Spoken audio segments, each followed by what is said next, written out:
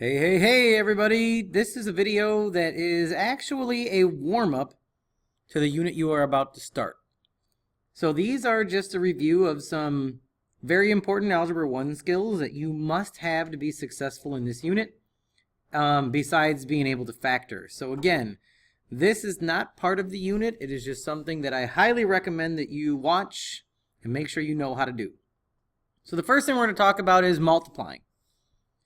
When you multiply, of course, numbers are numbers, so 2 times 3 is 6. But you have to remember, when you multiply, you add exponents, so that's x to the 5th. And you have to make sure that your variables are the same. So 2 times 3 is still 6. X cubed and x to the 4th would give you x to the 7th, and y squared and y to the 1st would give you y cubed. So being able to multiply with variables and exponents is extremely important. Also, is how do you work with fractions?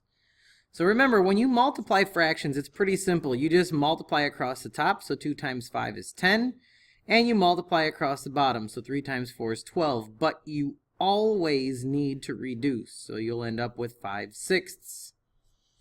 Same with this one, multiply across the top, and you get 6x to the 6th over 4 times 3 is 12y to the 3rd, but the 6 over 12 can reduce to 1/2, so this is x to the 6th over 2y cubed. You cannot simplify the x and y because they are different variables.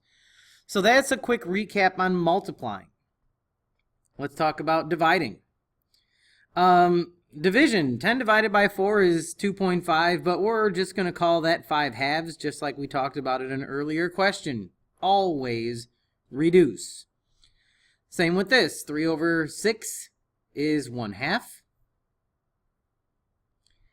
But when we have variables with exponents, we have 2 x's on top, 3 x's on bottom.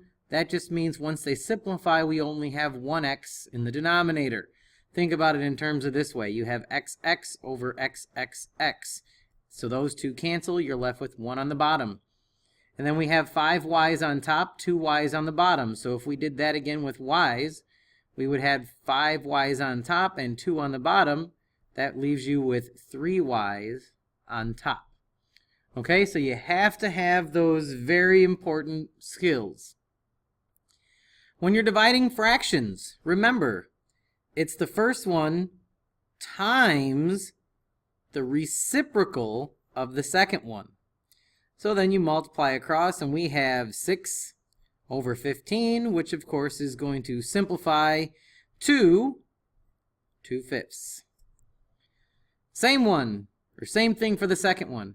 You change it to multiplication of 2y squared over 4x to the 4th. So now we're multiplying. Multiply across the top. You have 2x squared times 2y squared, which will end up giving you 4x squared y squared over 3 times 4 is 12, x to the 4th, y cubed. And then simplify. 4 over 12 reduces to 1/3.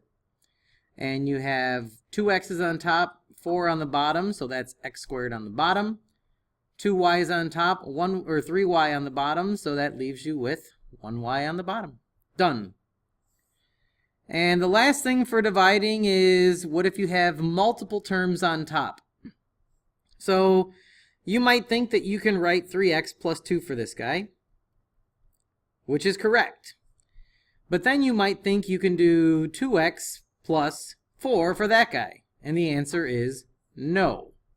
So here's the deal. When you have multiple terms on top, they kind of stay together. So the only way to simplify this is if you can simplify a 2 out of all of them. So another way you can do that is to split it. So we have 6x over 2 plus 4 over 2. That does simplify to 3x. That does simplify to 2. So that's good. But this one, you cannot do that. The only thing you'd be able to do is change that to 2x plus 4/3.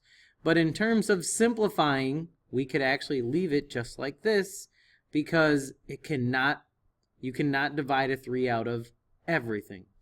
Okay, so in order to divide, it must come out of both terms on top. And the last thing to talk about is adding and subtracting. So when you add and subtract, your variables need to be the same. So we have 2x squared, and now we have 5 more x squared, so that means we have 7x squared. You do not change the exponent.